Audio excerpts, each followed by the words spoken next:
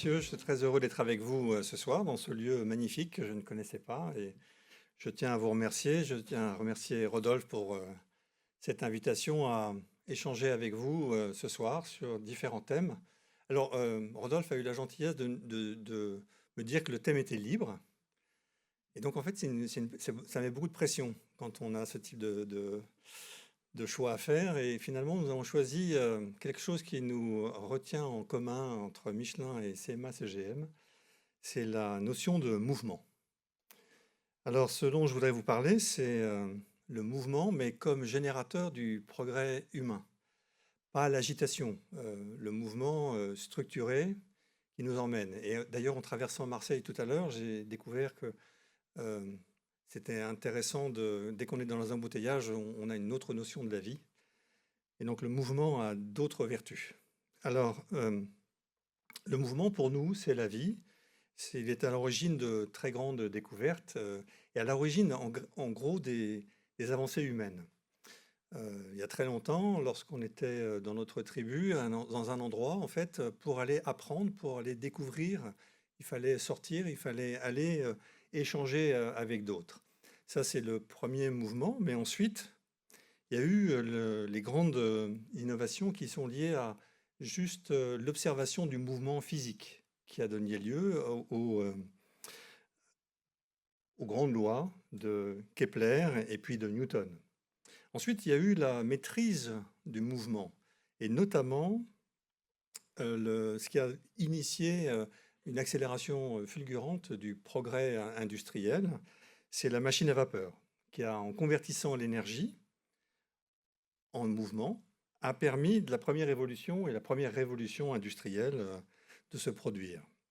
Et puis après, il y a eu l'accélération de ce mouvement, la machine à vapeur, c'était la première étape, et ensuite c'est la compréhension du mouvement plus intime des photons. Et c'est des particules qui portent l'énergie lumineuse et qui ont permis le développement de l'Internet très haut débit, qui lui-même va permettre de développer d'autres technologies. Et chez CMA-CGM, d'après ce que nous comprenons, parce que nous avons des relations entre nos deux groupes depuis de nombreuses années, comme chez Michelin, chez CMA-CGM, nous attachons une importance particulière au mouvement. S'il est au cœur de nos activités, le groupe CMA-CGM agit dans le mouvement mondial en assurant le transport des marchandises sur la mer, dans les airs et sur la terre. Et Michelin œuvre pour le mouvement des véhicules, tout type de véhicules, les petits, les grands, que ce soit les avions, les engins miniers, etc. Et bientôt, je l'espère, le rover lunaire, puisque l'exploration spatiale, c'est la prochaine grande frontière pour notre humanité. Et c'est donc naturellement que nous retrouvons le mouvement dans nos raisons d'être respectives. We imagine better ways to serve a world in motion. C'est la raison d'être de CMA-CGM. Et j'apprenais d'ailleurs, juste en arrivant ici, que mon frère avait participé à la construction de cette raison d'être. Je lui fais part du fait que ça continue à être votre raison d'être. Et après, nous avons travaillé avec la même société, mais un petit peu avant, pour définir la raison d'être de Michelin, qui est We care about giving people a better way forward. Et chez Michelin, nous sommes animés par cette conviction, le mouvement, c'est la vie. Il est un moteur du progrès humain et est un vecteur de liberté. Il est à l'origine de notre aventure, il y a 135 ans, créer des pneus pour accompagner les voyageurs toujours plus loin dans une quête de liberté et d'efficacité. Et cette quête n'a pas faibli pendant les années, puisque notre volonté est de la rendre maintenant possible en levant toutes les contraintes associées à la mobilité. Alors c'est d'ailleurs un point commun avec le groupe CMA-CGM, qui est à l'origine sur les mers, puis de manière complémentaire sur les airs et sur la terre. Alors, notre volonté de lever les obstacles au mouvement est à l'origine de nos innovations les plus marquantes. D'abord, il s'agit de permettre un meilleur mouvement physique grâce à nos pneus. Des pneus qui s'usent moins, qui portent plus et qui permettent de faire des économies de carburant. Des pneus qui sont adaptés à des conditions extrêmes d'usage. Et sur la Lune, il faudra savoir que nos éléments portants On pourra pas appeler ça des pneumatiques parce qu'il n'y aura pas d'air sur la Lune dans nos roues augmentées. Et il s'agira de fonctionner entre moins 240 et plus 100 degrés. Et d'avoir même une partie du véhicule qui pourra avoir un côté à moins 240 et l'autre côté à plus 100 degrés. Et pour ça, il faut des nouvelles générations de matériaux. Et aujourd'hui, la maîtrise de ces matériaux composites nous ouvre des champs de développement dans des tas de nouveaux domaines, avec l'objectif toujours constant de pouvoir apporter de la valeur à nos sociétés. Et par exemple, nous sommes en train d'agir pour développer des nouveaux composites qui vont aider à réparer le corps humain, de développer des résines avec des molécules non toxiques qui ont la particularité de coller, mais sans utiliser de molécules mauvaises pour la santé, etc. Et permettre le mouvement de l'esprit aussi, c'est également important et c'est au cœur de notre raison d'être. Permettre à chacun une meilleure façon d'avancer, on peut le voir de deux manières. Il y a toute la partie physique, mais il y a aussi le développement humain. Et Michelin, nous considérons que c'est d'abord une plateforme de développement humain qui fabrique des tas de choses pour développer des êtres humains et pour permettre leur meilleur développement. Mais le rythme de développement de certaines innovations peut être très supérieur à la vitesse d'évolution des êtres humains eux-mêmes ou des sociétés. Et ça pose des difficultés, on le voit bien en ce moment, quand la vitesse de développement technologique est supérieure à la vitesse d'adaptation des êtres humains, ça pose des problèmes de cohabitation de la technologie et des êtres humains. Mais ce n'est pas quelque chose de nouveau. Un de nos fondateurs, Édouard Michelin, écrivait à l'époque, au début du siècle dernier, au moment où la technologie va nous emmener vers des voitures qui pourront aller au-delà de 100 km/h, il est probable que le corps humain n'y survive pas. On était simplement il y a un siècle. Alors que maintenant, je rentre de Chine très récemment, où le principal sujet de discussion à la sortie de l'avion, c'est est-ce qu'on a bien dormi et est-ce qu'on a bien mangé. Et en fait, on ne se rend pas compte qu'on a voyagé à 900 km/h sur plus de 10 heures. Et l'être humain, enfin, oui, je crois que ça va. Et donc, cette question-là de comment l'être humain va pouvoir s'adapter au progrès, est une question qui est constante depuis le début de l'humanité. Et c'est le cas notamment de toutes les nouvelles technologies numériques qui nous envahissent en ce moment.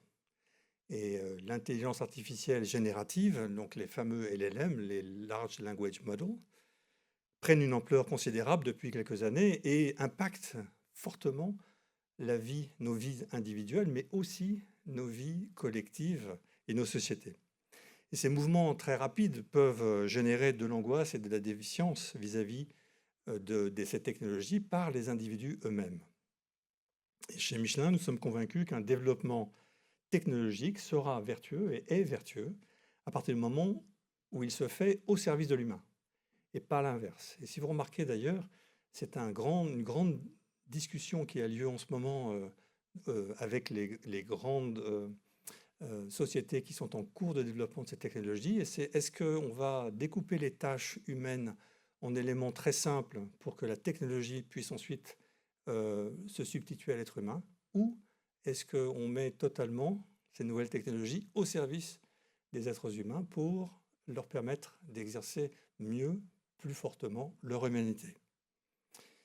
Et d'ailleurs, cette question-là est à l'origine de certaines fractures sociales que nous constatons dans nos sociétés en ce moment.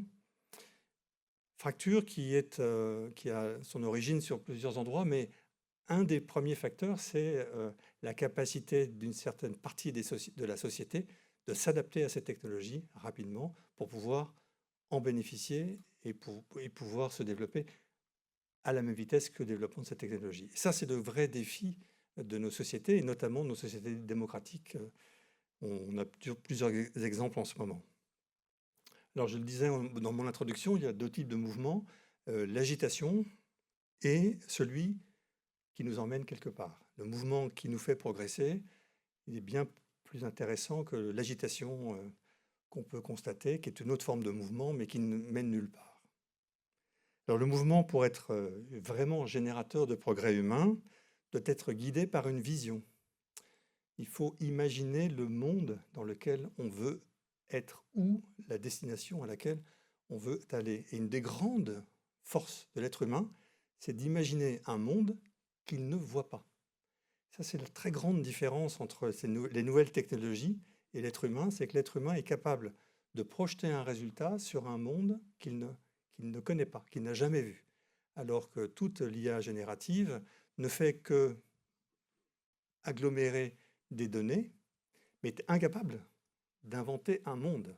Elle ne fait que reproduire des algorithmes qui vont réassembler des données, mais ne va pas faire ce que fait l'être humain. L'être humain est le seul à pouvoir anticiper un résultat sans le connaître au départ. Et quand on tape sur une machine à calculer, d'ailleurs, très souvent, on remarque qu'on a déjà prédéterminé le résultat. Parce qu'on est capable de dire, ah mais non, mais là, quand on exerce son jugement, le résultat que me donne la calculatrice n'est pas cohérent par rapport aux données que j'ai rentrées. Par exemple, si je fais 2 plus 2, que la machine me répond 25, même si j'ai utilisé la machine pour faire 2 plus 2 pour obtenir un résultat, si la machine me donne 25, quand j'exerce mon jugement, j'avais déjà prédéterminé que ça ne pouvait pas être de cet ordre de grandeur-là. Et donc toute la question de l'interface avec les technologies, elle est sur des choses aussi élémentaires que celle-là. Et le grand défi pour notre humanité aujourd'hui, vis-à-vis de ces technologies, ça va être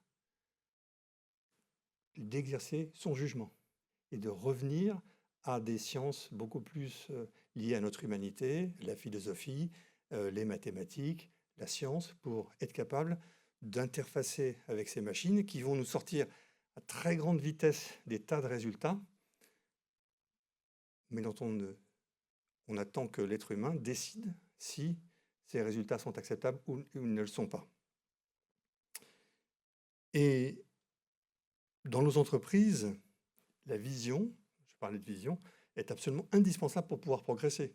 Comment voulez-vous mobiliser des dizaines de milliers de personnes si vous n'êtes pas ensemble, d'accord, pour projeter une destination, pour être capable de se dire, nous nous mobilisons ensemble pour aller quelque part. Et ce qui manque à nos sociétés démocratiques aujourd'hui, c'est ça. C'est qu'est-ce qu'on construit ensemble. Et c'est vrai pour une cellule humaine, une famille, de se projeter en disant qu'est-ce qu'on va faire, ne pas être uniquement dans le quotidien, mais de se dire qu'est-ce qu'on va faire. On voit bien d'ailleurs dans notre vie quotidienne, on projette nos vacances, on est capable d'imaginer autre chose. Pour les sociétés, nos entreprises, c'est exactement pareil. Vous ne pouvez pas être efficace si vous ne définissez pas où vous voulez aller. Et pour nos sociétés démocratiques, c'est le principal problème aujourd'hui. Quand on est uniquement dans la gestion du quotidien, en réalité, on n'avance pas. Pour être capable d'avancer, il faut imaginer qu'est-ce qu'on veut construire ensemble. Et pour que cette vision ait un impact, il faut qu'elle se bâtisse sur la base d'une cohésion sociale et sur la base d'un projet fédérateur. Et dans ce contexte, je crois que les entreprises, en particulier dans l'industrie, sont des moteurs de cohésion sociale. Elles sont un reflet de la société et permettent à des personnes d'horizons divers de travailler ensemble à des projets communs. Chez Michelin, je suis toujours fasciné de voir que nous avons des Russes, des Américains, des Chinois qui travaillent ensemble, parce qu'au-delà de leur nationalité, au-delà des discours qu'on peut leur donner, ils sont mus par une seule chose, c'est de construire ensemble la prochaine étape du développement de Michelin. Et l'échange avec l'autre, la discussion et le compromis sont quotidiens dans nos entreprises. On a un peu oublié ça dans nos sociétés démocratiques où on n'a plus réellement de notion de dialogue, mais on est plutôt dans l'échange d'invectives. Ça ne fait pas progresser beaucoup la société. Le dialogue, c'est la confrontation d'opinions qui ne sont pas forcément égales ou pas forcément les mêmes, mais de ce dialogue va naître des solutions, et une solution qu'on n'avait pas imaginée forcément au départ. Et je suis convaincu, moi, que le secteur de l'industrie en particulier permet de recréer du lien entre les différents âges, les différents types de personnalités et autres. Et chez Michelin, nous accordons une importance tout à fait particulière à la cohésion sociale, qui est un des grands déterminants de notre succès. Et nous nous sommes fixés des objectifs, nous avons un rêve co-construit d'entreprise à 2050. Michelin aura innové pour permettre au monde de franchir 4 frontières, Si vous le souhaitez, je pourrais vous donner ses frontières. Mais c'était un rêve qui a été co-construit par les 130 000 collaborateurs de Michelin, qui nous jalonnent jusqu'à 2050. Et bien sûr, pour atteindre ce rêve, il y a un certain nombre d'étapes intermédiaires, des étapes à 1 mois, 1 an, 10 ans, 20 ans et 30 ans. Et c'est la formidable communauté humaine des hommes et des femmes de Michelin qui rend tout cela possible et qui fait vivre Michelin au quotidien. Je dis toujours chez Michelin, l'entreprise, ce n'est pas qu'une somme de machines. Ce sont des êtres humains qui ont décidé de fabriquer des choses ensemble, avec l'aide de tas d'outils. Mais sans les êtres humains, il n'y a pas d'entreprise. L'entreprise, ce n'est qu'une forme d'organisation sociale très efficace. Et l'industrie, c'est pareil. Je vous remercie pour votre attention dans mon propos liminaire. Et puis, je serai ravi de poursuivre cet échange avec vous.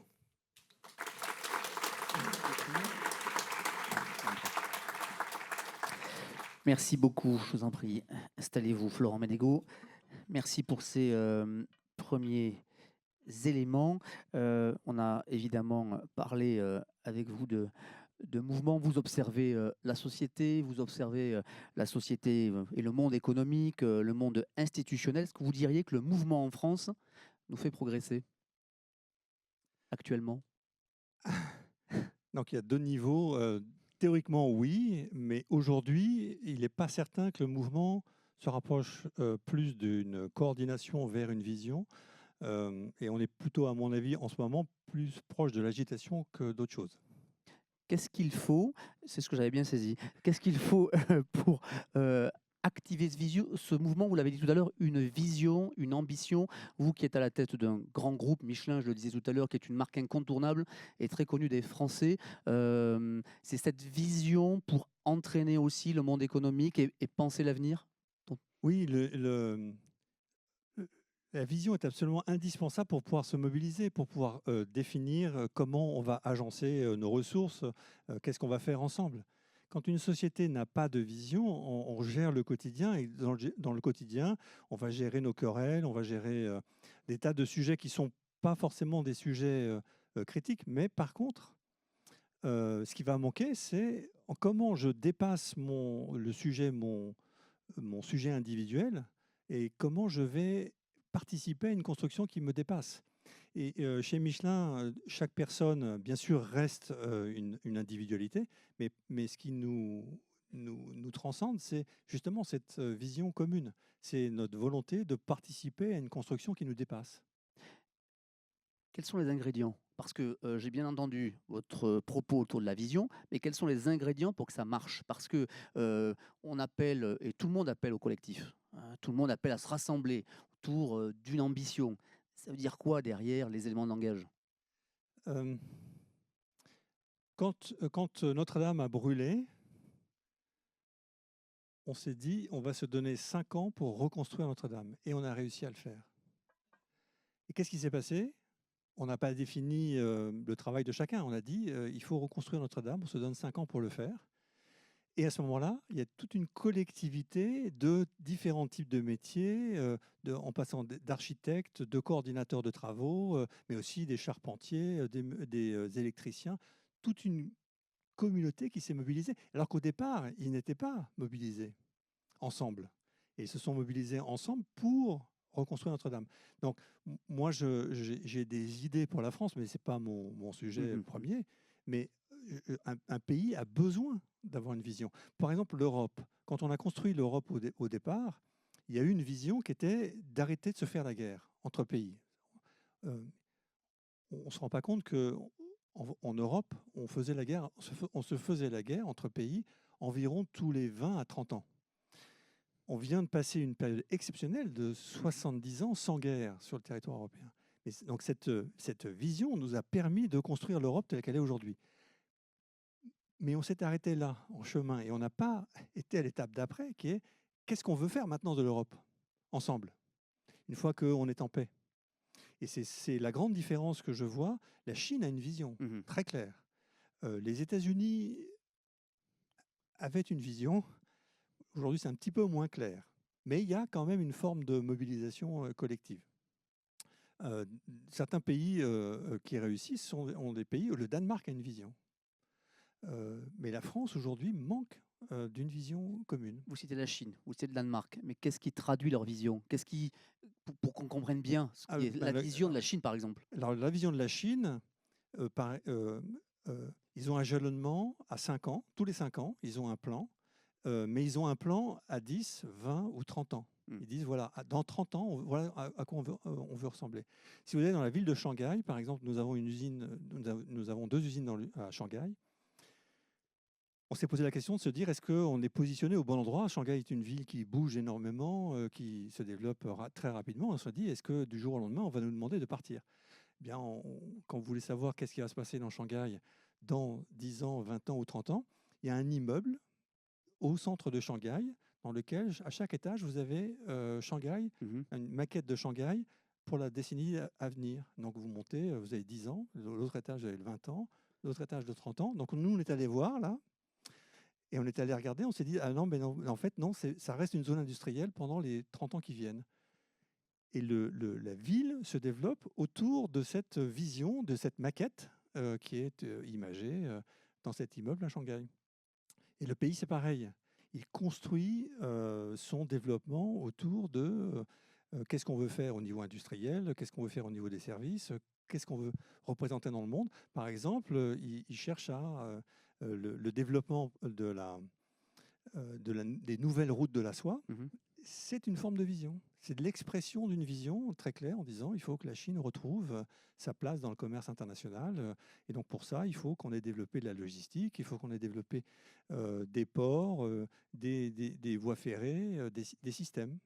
Alors, nous aussi, tous les 5 ans, on a quand même un rendez-vous. C'est quand même le quinquennat, c'est une élection. On a par ailleurs Choose France. On a donné des pistes sur 2030. On a un président qui a introduit la question de l'attractivité du pays, ce qui était quand même assez nouveau avant et assez peu utilisé avant son arrivée. Cette perspective-là, elle est là. Vous qui voyagez, vous qui avez voyagé beaucoup et œuvré au Moyen-Orient, je crois, aux États-Unis, en Amérique du Sud, au Royaume-Uni, en Irlande, vous voyez bien que ce pays-là, quand même, a une trajectoire internationale. Ça, vous ne le ressentez pas? On ne le ressent pas à l'extérieur? Euh, si la France a une très belle image à l'extérieur, très très belle image, maintenant notre pays est en phase de décrochage économique graduel, mais assez constant. Et effectivement, le président Macron a essayé de remettre de la dynamique, mais il avait réinstitué un commissariat au plan. Oui. Je ne sais pas qu'est-ce qui a été produit. Alors, il y en a toujours un de commissaire européen. Il y en a un là, Ancien mais ministre des je Affaires n'ai pas européennes. vu, Clément je Beaune. n'ai vu aucune sortie de cela. Euh, il y a quelques années, il y a eu une vision pour construire un avionneur européen.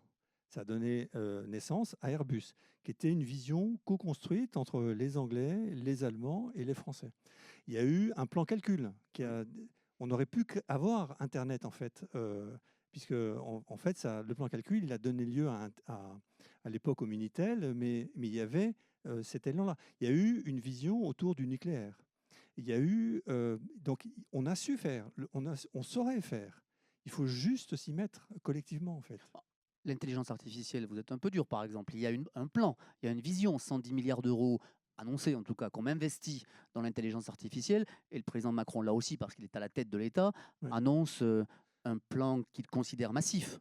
Oui, à relativiser par rapport aux investissements autres qui existent. Mais derrière, donc, il y a une vision de dire on ne veut pas se retrouver en situation de dépendance vis-à-vis d'autres technologies ou d'autres États sur cette question-là. Mais qu'est-ce qu'on construit avec ça? Qu'est-ce qu'on veut construire? Donc, dire qu'on veut être maître de l'outil, ça c'est une chose, mais qu'est-ce qu'on veut pour notre société? Qu'est-ce qu'on veut en faire? Vous n'êtes pas à la tête de l'État, j'ai bien compris, mais qu'est-ce que vous feriez? Ah ben là, honnêtement, c'est pas mon boulot, ça. Ah, ben, vous êtes quand même à la tête d'un grand groupe Oui, et oui, vous oui. considérez qu'il n'y a pas de vision. Donc j'imagine quand vous croisez le président de la République, ça doit vous arriver, vous qui êtes à la tête d'un grand groupe, vous devez forcément lui dire, vous devriez, Monsieur le Président, aller vers ça et ça. Oui. Non, je pense que Non, je ne lui dis pas ça non. parce que je vais rester à ma place. Moi, je dirige Michelin et chez Michelin, nous avons une vision. Je dis d'ailleurs, pour notre société, nous avons besoin d'une vision. Maintenant, je suis prêt à participer à la construction d'une vision. Maintenant, je ne suis pas président de la République Et je n'ai pas la prétention à l'être, je n'ai certainement pas les compétences Et qu'il pour y faut. participer, sur quels aspects, en revanche, faut-il travailler? Je le redis, vous êtes à la tête d'un grand groupe, l'industrie est une priorité, on parle de réindustrialisation sur l'ensemble de nos territoires, c'est le cas ici aussi. Est-ce que, par exemple, sur ces points, on prend le sujet suffisamment, à bras-le-corps? Donc, ce que je dis régulièrement, c'est par exemple, c'est de dire on ne peut pas concevoir une vision économique pour la France en dehors de l'Europe. Parce que la maille économique de la France n'est pas suffisante par rapport à la Chine ou par rapport aux États-Unis. Et donc, il faut raisonner la France dans l'Europe. Mais on ne peut pas raisonner la France dans l'Europe sans repenser les relations entre la France et l'Allemagne, la France et l'Espagne, la France et l'Italie. Et donc, il faut repenser comment la France doit concevoir son développement dans le cadre de l'Europe. Mais du coup, ça veut dire qu'il faut, de mon point de vue aussi, avoir une Europe politique plus affirmée et pas une Europe uniquement technocratique. Et aujourd'hui, cette discussion-là, on ne l'a pas encore.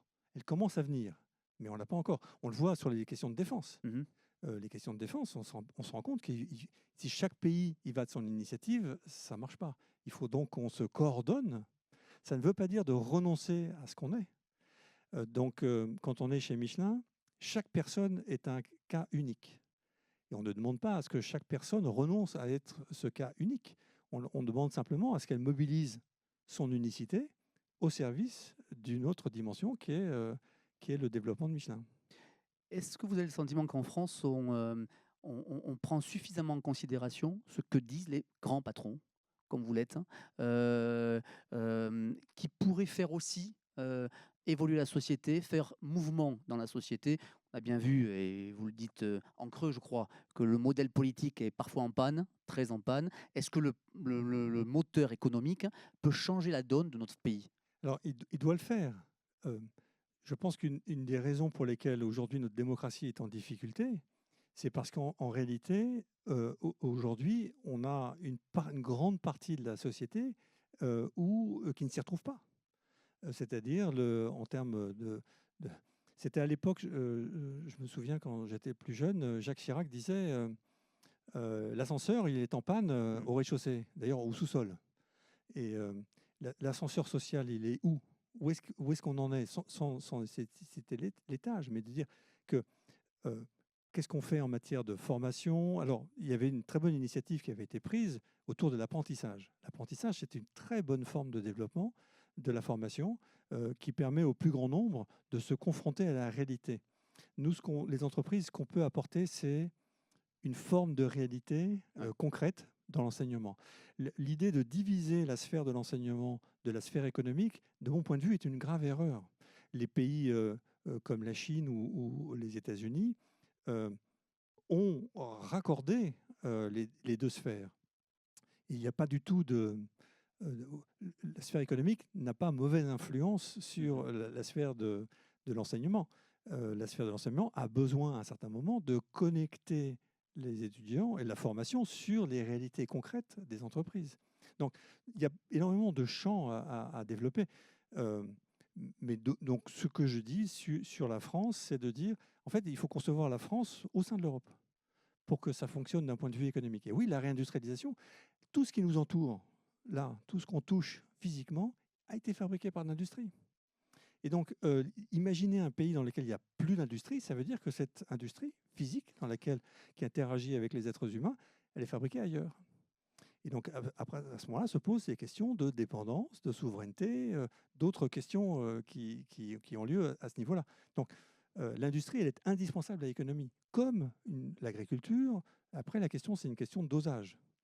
Mais une société qui est uniquement basée sur le service, à mon avis, ça ne marche pas parce que l'être humain ne se nourrit pas physiquement d'intelligence artificielle. On a besoin de biens qu'on va mastiquer et manger. Ce même président Chirac qui avait souhaité réduire la fracture sociale, on voit le résultat 30 ans après. En effet, toutes les études montrent quand même les déséquilibres, les disparités entre les territoires. Et vous qui appelez à la cohésion sociale, là encore, l'entreprise peut jouer ce rôle d'intégrer, de faire vivre la cohésion sociale? Tout à fait. Je suis absolument convaincu que, en tout cas, notre industrie est un vecteur de développement.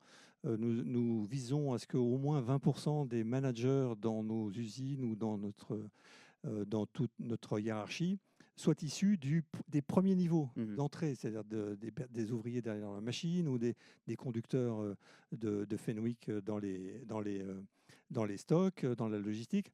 L'idée, c'est de dire il faut qu'on joue ce moteur-là. D'ailleurs, Michelin dépense à peu près 6% de sa masse salariale en formation.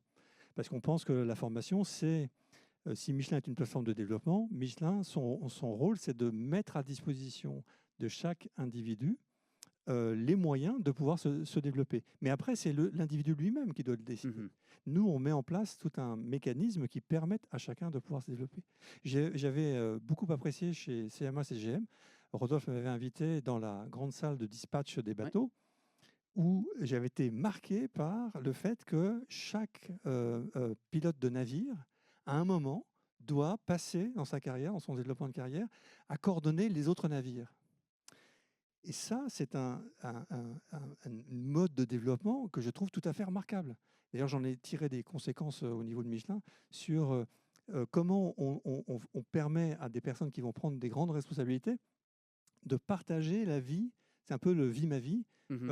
à différents endroits. Mais le vie ma vie, donc, comme l'apprentissage, ce sont des modes d'apprentissage extrêmement essentiels pour l'entreprise. Et donc derrière, euh, le- le- le- l'entreprise, c'est un vecteur de développement faramineux.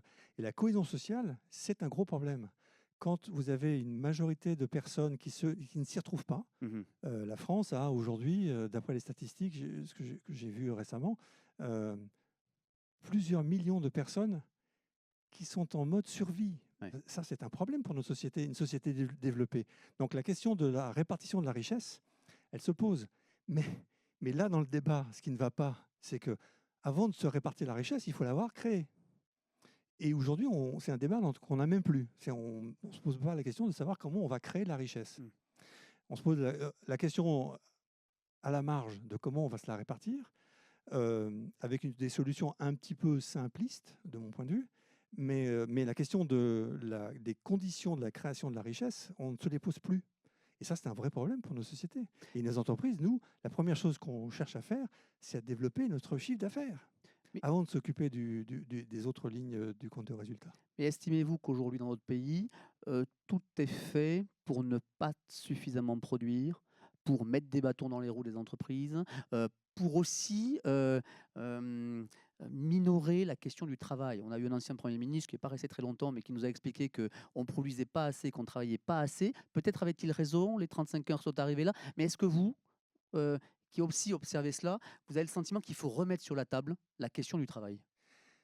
Il ne faut pas concevoir le travail comme un mode d'aliénation des individus.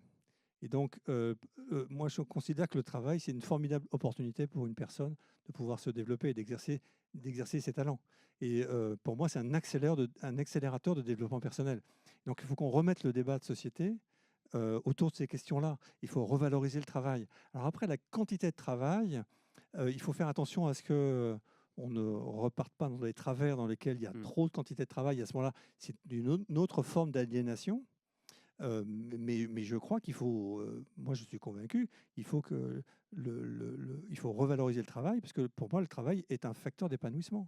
Et ça veut dire donc par la revalorisation salariale ou simplement par l'idée que, on expliquerait aux Français que le travail, est un moyen en effet, de, valorisation personnelle, d'ascenseur social? Oui, alors, oui, oui, il faut faire tout ça en fait. Mais il faut aussi rémunérer correctement. Mais là, c'est pour ça que je parlais d'abord de se poser la question de comment on crée de la richesse. Mmh.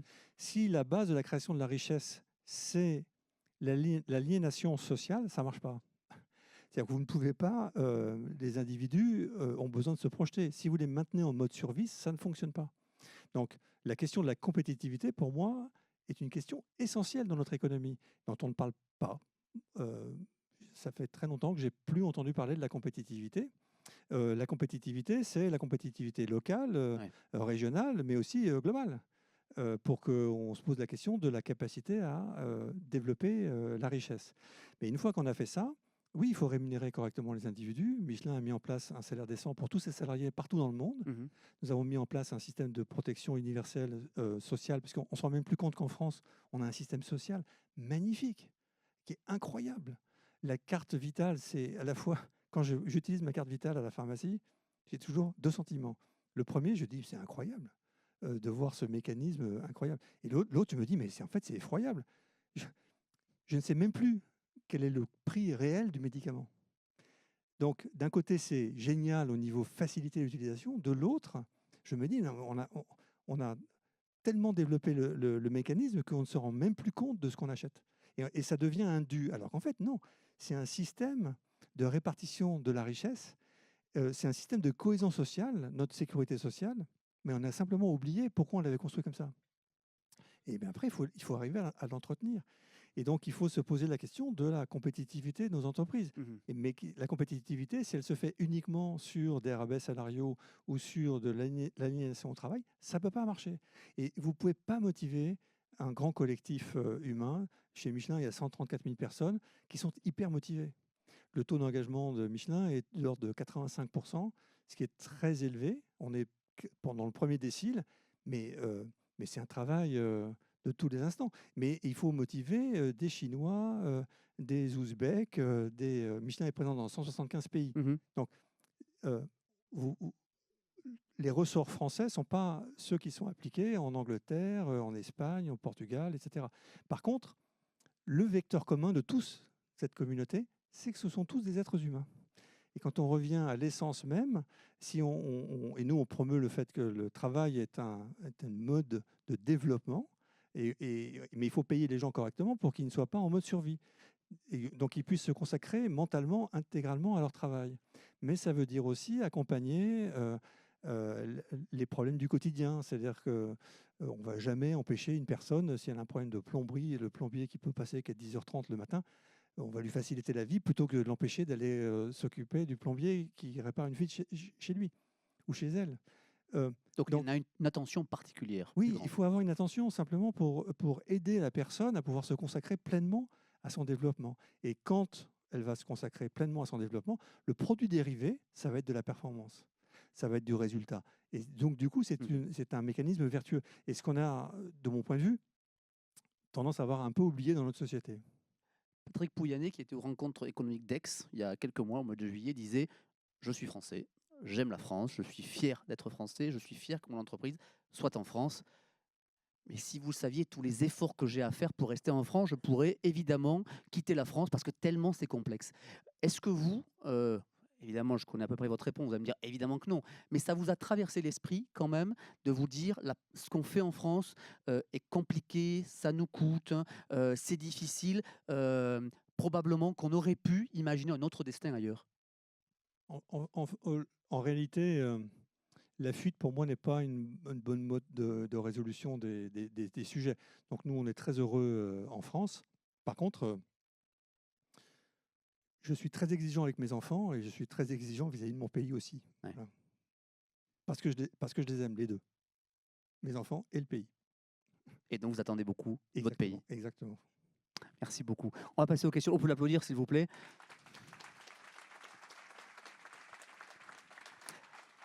On va passer aux questions de la salle. Cher Pascal Blin, je vous en prie. Ici, juste là. Hop.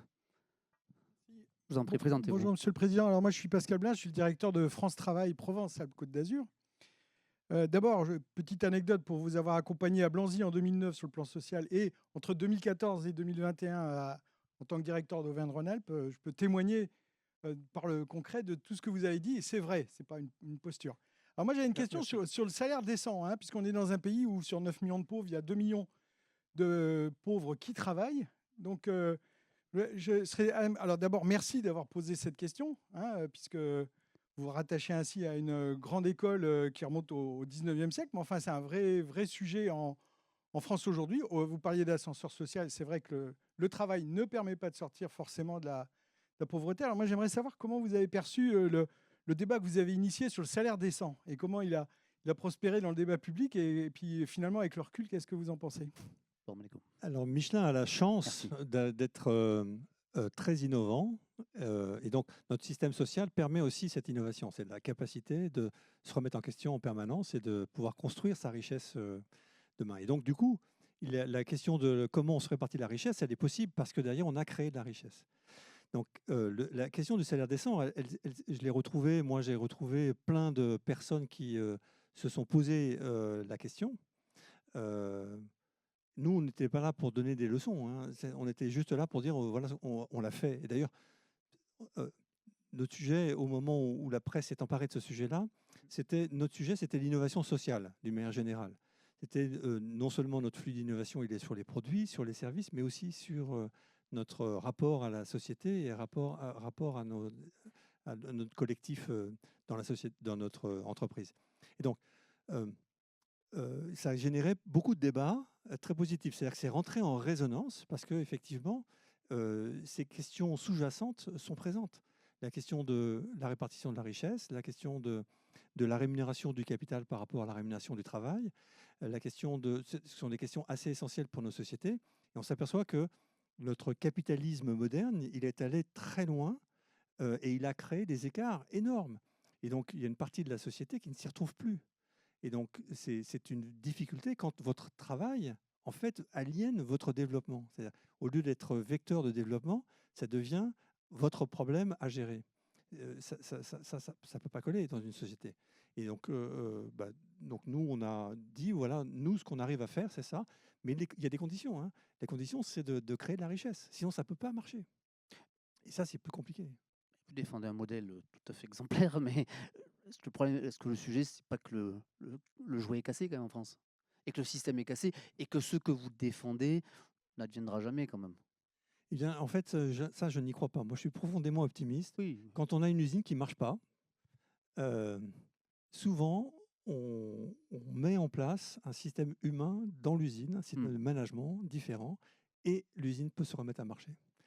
Donc, moi, je pense qu'il suffit qu'on s'y mette. Je vais prolonger ma question si vous me permettez, mais est-ce que le pays quand même n'a pas raté les étapes qui feraient que nous allions vers cela quand même? Moi, je ne raisonne pas comme ça. Je dis, il faut nous y mettre. C'est tout. Je ne regarde pas ce qu'on a fait dans le passé. On est là où on est. On a fait plein de trucs super et d'autres un peu moins bien. La question, c'est qu'est-ce qu'on fait demain? C'est pas qu'est-ce qu'on a fait hier. Cette vision du passé, elle n'est pas très utile. La question, c'est qu'est-ce qu'on construit ensemble pour demain et après-demain. Autre question. Monsieur là-bas, je vous ai vu. Micro, ouais, ici là-bas, s'il vous plaît. Alexandre Pastor, je vous en prie. C'est vous, je crois. C'est ça, le micro est là. Hop. Allez-y. Monsieur, c'est ça même. Allez-y. Bon. Bonsoir, merci pour votre intervention. Donc, je suis Alexandre Pastor, je suis fondateur d'une association qui fait de l'éducation à la vie citoyenne auprès des jeunes. Et j'avais une question sur le mouvement qui m'a beaucoup inspiré. Votre propos liminaire était hyper intéressant. Et j'avais une question. Pour vous, le mouvement, est-ce qu'il vient du collectif, de la société, ou est-ce qu'il vient de l'individu? Mais les deux, en fait. L'un est indissociable de l'autre. La société, ce n'est qu'une forme d'organisation humaine qui est liée à ce qui remonte il y a très longtemps. Les êtres humains, ils sont des êtres faibles, en fait, par rapport à la nature. Quand on est en face d'un lion, d'un éléphant, l'être humain, il ne passe pas grand-chose. Donc, qu'est-ce que l'être humain a compris depuis son origine? C'est qu'en fait, à plusieurs, on est beaucoup plus fort. Et donc, l'organisation en société, c'est un mode de survie de l'être humain de base. Donc, l'être humain est un être relationnel, pas à la base, parce qu'en fait, il a besoin de l'autre pour survivre. Donc, on pourrait dire que c'est égoïste, mais en fait, pas du tout. C'est extrêmement intelligent. C'est de se dire, bon, en fait, je serais beaucoup plus fort en étant à plusieurs. Donc, ce qui était vrai il y a très longtemps, ça reste vrai aujourd'hui. La relation à l'autre est indispensable. Et dans nos entreprises, on se rend bien compte qu'on arrive à faire des trucs incroyables, alors qu'en fait, on est intrinsèquement faible. Et justement, le mythe du super pouvoir, on aimerait bien avoir des Superman, mais il y a des espèces d'inconscient collectif, mais en réalité, le Superman, c'est notre collectif. C'est ça qui fait la force des êtres humains à l'heure actuelle. Et donc moi, je n'oppose ni l'individu ni la société. Les deux vont de pair. D'autres points, d'autres questions? Oui, monsieur, juste devant. Micro est là, je vous en prie. Bien, bonsoir. Didier Parakian, ancien député et surtout entrepreneur. J'ai retenu deux mots importants, le mouvement et l'humain. Je sais que vous êtes connu et reconnu pour être un entrepreneur, un dirigeant très humain, très social. Je voudrais savoir comment on fait dans ce monde économique où la concurrence est de plus en plus féroce, qu'elle soit américaine, qu'elle soit chinoise, qu'elle soit européenne, pour rester un entrepreneur humain, social et très proche de vos 134 000 collaborateurs? En fait, il faut s'occuper de chaque personne. Et quand vous vous occupez des personnes, elles délivrent des résultats, en fait. C'est la magie. Hein. Si vous vous occupez des personnes, ils vous le rendent parce qu'ils fabriquent quelque chose d'utile. Et moi, il y a deux grandes philosophies de l'être humain. Soit l'être humain, on considère que l'être humain est paresseux d'origine et qu'en fait, il faut en permanence le stimuler pour qu'il fasse quelque chose. Moi, je suis d'une autre école qui est l'être humain, il naît pour faire du progrès. Il naît un petit enfant, personne ne le force à marcher. Et quand on va commencer à marcher, c'est toujours douloureux, on passe son temps à se casser la figure. Et pourtant, je ne connais pas d'être humain qui n'ait pas commencé à marcher. Donc moi, je pense qu'on est simplement né pour faire du progrès. On est né pour aller se développer, faire des tas de choses. Et donc derrière, tout le sujet pour nos sociétés, c'est comment on fait pour enlever toutes les barrières intellectuelles ou autres qu'on a mises qui empêchent l'être humain d'exercer ce qu'il est réellement. Donc quand on dit s'occuper de chacun, ben moi, je vais chercher l'enfant qui est dans chaque personne. Moi, je suis masqué, là, j'ai mis un costume et tout, mais en fait, à l'intérieur, il y a un enfant qui a plein d'énergie, qui a plein envie de faire plein de choses. Et donc, quand vous le laissez faire, derrière, que vous lui donnez des moyens d'exercer ses talents, ben, en réalité, ça vous fait du résultat, ça vous fait de l'innovation, ça vous fait des tas de choses très positives, en fait. Et après, nous, ce qu'on amène, ce que l'entreprise amène, c'est certains processus pour aider, pour accélérer la formation. Enfin, il y a plein d'assistance qu'on peut apporter. Mais en réalité, pour l'être humain, naturellement, il va être amené à faire des choses incroyables, individuellement et collectivement. Et moi, je suis toujours surpris quand je vais en usine de voir ce que les personnes arrivent à faire. Moi, je suis vraiment, très souvent, je suis scotché. Parce que je vois des trucs, je me dis, mais c'est génial, c'est génial. Et on ne les a pas forcés. Donc tout l'enjeu, c'est de mettre en place des mécanismes pour laisser l'humanité réelle s'exercer. Et à partir de ce moment-là, paf, elle fait des choses incroyables.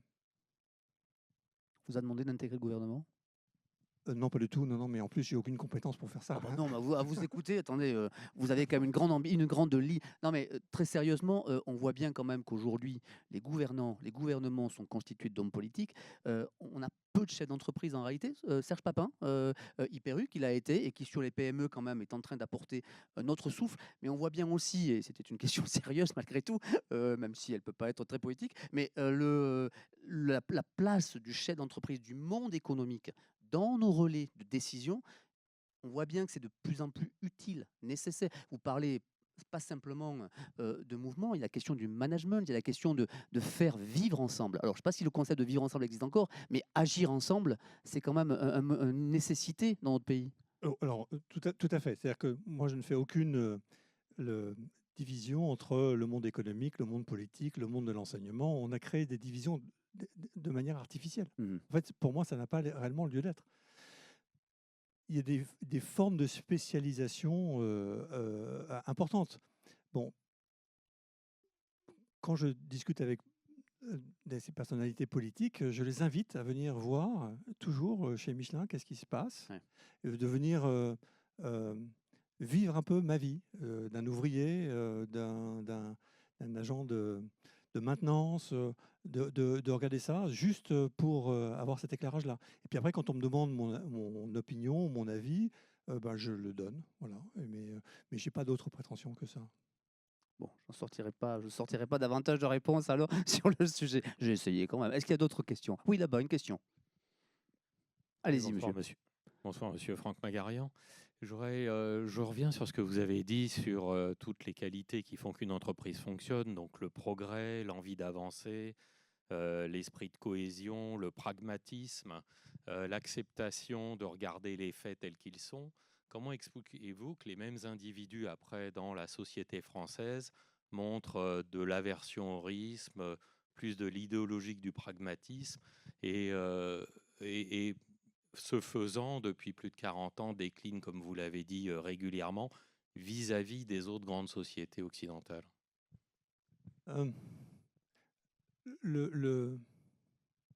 Alors, il y a différents angles pour répondre à votre question. Il y a, d'abord, chez Michelin, il y a plein de problèmes. Tout ne marche pas. Et heureusement d'ailleurs, parce que sinon, on se poserait la question de à quoi on sert. Donc, il y a plein de problèmes. Mais ce n'est pas les problèmes sur lesquels on s'attarde. On se met ensemble pour voir comment on va essayer de les résoudre. Donc, il y a plein de choses qui dysfonctionnent chez Michelin. Il y a plein d'incohérences, il y a plein de difficultés auxquelles on a à faire face. Et les personnes, et là on revient sur la vision, sont d'accord pour dire non mais il faut qu'on traite ce sujet-là parce qu'en fait sinon on va être bloqué pour aller atteindre notre vision. Donc on revient sur notre société. Quand la société ne vous propose pas un projet de société, votre projet de société il n'est pas clair, ben derrière vous êtes amené, quand vous revenez en société, que vous quittez l'entreprise et que vous êtes en société, ben vous vous préoccupez de votre problème quotidien. Et du coup, on manque quelque chose. On manque quelque chose. Voilà. Donc, moi, je suis en manque d'un projet de société auquel on adhère. Mais c'est vrai pour la plupart de nos sociétés démocratiques. Hein. C'est le sujet. C'est le sujet. Et pour outrepasser les problèmes, en fait, ce qu'il faut, c'est être mu par se dire, mais OK, c'est autre chose. Quand on reconstruit Notre-Dame, des problèmes de charpenterie, il y a dû y en avoir des centaines, des milliers. Mais en fait, oui, bon, mais comment on fait pour se mettre ensemble pour essayer de résoudre ce problème ensemble de charpente pour arriver à l'objectif. C'est ça pour moi le principal point de difficulté. Sans pour autant dire, si vous me permettez, comment. Parce qu'en réalité, Oui, oui, mais pardonnez-moi, oui, mais oui. sans vous, mais les Français, j'entends très bien, et en Ouais. effet, vous faites une démonstration qui est tout à fait remarquable sur la cohésion et sur le mouvement. Mais est-ce que ça passe par les Français peuvent voter, peuvent faire une révolution? Parfois, sont allés en citoyenneté pour que ça change la donne dans notre société. Et vous l'avez saisi vous-même. Absolument. Ça n'a pas changé. Oui, alors en fait, donc, par exemple, nous, on encourage toutes les personnes de chez Michelin, tous les salariés qui le souhaitent, d'avoir un engagement vis-à-vis de la commune, leur mairie, une assemblée de copropriétaires, de vie en société, autre que chez Michelin. En leur disant, vous êtes à la fois, on est tous à la fois, on est local, régional, français, mondial, on est tous à la fois, et on est aussi salariés et citoyens. Et on a cette réalité, elle s'impose à tous. Et donc, si on considère qu'une fois qu'on a fait son travail, on n'est plus citoyen, c'est pas vrai, en fait, on reste citoyen. Donc, on a ce devoir de participer à la société. Et donc, dans notre vision planète, nous, on a d'un côté l'économie des ressources, mais de l'autre, c'est la vie en société. C'est de dire, l'entreprise vit en échange avec la société. Donc, derrière, en réalité, on a besoin de faire preuve de citoyenneté. Et de citoyenneté, ça veut dire de participer à la vie locale, pas tout le temps, mais si un salarié veut prendre un mandat électoral, on l'encourage à le faire. Et il retrouvera son job à la sortie de son mandat. Une dernière question peut-être. La dernière question met toujours la pression, en fait. Absolument, il y a forcément une question. Voilà. Oui, voilà, ça est bien. Allez-y, je vous en prie, prenez un micro. Présentez-vous, monsieur. Oui, bonsoir. Ludovic Renou, en charge du réseau d'agences et de la direction commerciale à CMA-CGM. J'ai des questions un peu moins philosophiques et plus terre à terre. Pendant des années, on a vu les constructeurs étrangers, français, équipés de pneus Michelin, donc les constructeurs japonais équipés de pneus japonais. Et aujourd'hui, vous voyez la déferlante des marques chinoises. Est-ce qu'eux équipent leurs véhicules de marques chinoises ou est-ce que vous, Michelin, vous avez réussi à développer des pneus qui adressent précisément leurs besoins? Et question un peu plus long terme, est-ce que vous pensez que dans 50 ans, Michelin fabriquera encore des pneus? Merci, monsieur. Alors, d'abord, Michelin équipe aussi les voitures japonaises, les voitures coréennes, les voitures américaines, les voitures brésiliennes et aussi les voitures chinoises. Et d'ailleurs, la marque Michelin est la seconde marque étrangère en Chine. La marque Michelin est aussi connue en Chine qu'elle l'est connue en France. Et il y a une partie des Américains, à peu près la moitié des Américains, qui pensent que Michelin, c'est américain. Et il y a une partie des Chinois qui pensent que Michelin, c'est chinois. Donc, Michelin, nous sommes une entreprise globale, et donc nous sommes présents dans tous les pays, mais on est on essaie d'être le plus local possible. Donc les Chinois, ils ont très bien compris, par exemple, s'ils veulent exporter leur véhicule, il est plus facilement exportable s'il est équipé en pneus Michelin que s'il n'est pas équipé en pneus Michelin. Et oui, dans 50 ans, les voitures seront encore équipées de pneus Michelin parce que Michelin continue à innover. Je faisais le point sur l'innovation de Michelin il y a 2 jours, littéralement. C'est incroyable ce qu'on prépare. C'est incroyable, dans le pneu. Donc oui, il y aura encore ça. Et parce qu'il y a encore un truc très important qu'on oublie, c'est que sur Terre, il y a un phénomène physique, dans le respect des faits, physique, qui s'appelle la gravité. Et en fait, en réalité, s'affranchir de la gravité, ça coûte une fortune en matière énergétique. Et donc, avant qu'on s'affranchisse de la gravité, eh bien, il va se passer beaucoup d'années, parce qu'on n'a pas encore trouvé l'énergie miraculeuse, pas chère et en très grande quantité. Ça veut dire que tant que les véhicules seront sur Terre, le meilleur interface possible, ça reste un pneu. Parce que c'est vraiment une invention géniale, d'ailleurs qui n'a pas été inventée par Michelin. Mais toutes les autres innovations, c'est Michelin qui les a faites. Mais l'invention du pneumatique lui-même, c'est pas Michelin. C'est un truc incroyable. C'est l'idée, en gros, un pneu, c'est une enveloppe, on enveloppe l'air. Et c'est l'air qui fait le boulot. C'est l'air qui, en se comprimant, fait la souplesse, qui en même temps fait l'adhérence. Il y a plein de choses que fait l'air. Nous, le pneu, on fait juste, on le canalise.